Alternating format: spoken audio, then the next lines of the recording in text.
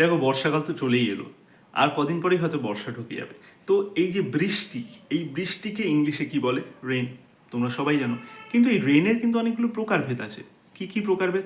যেমন ধরো ভারী বৃষ্টিকে বলে ডাউনপোর। ঠিক আছে, শুনেছ? শোনোনি?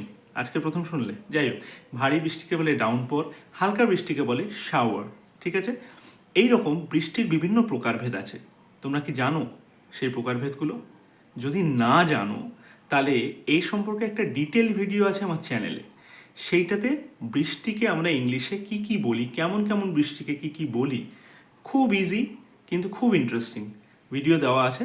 তোমরা গিয়ে দেখো, আশা করি তোমাদের কাজে লাগবে। যাদের সত্যি করে জানার ইচ্ছা ইংলিশ ভাষাটা সম্পর্কে, তারা জানতে পারবে এবং কাজে লাগবে এবং মজা পাবে। তাহলে যারা যারা জানো যে বিভিন্ন রকম বৃষ্টিকে কি কি বলে, তারা অবশ্যই কমেন্ট করতে পারো। আর যারা জানো না, তারা গিয়ে ওই ডিটেল ভিডিওটা দেখো, ওর মধ্যে সব জানতে পেরে যাবে।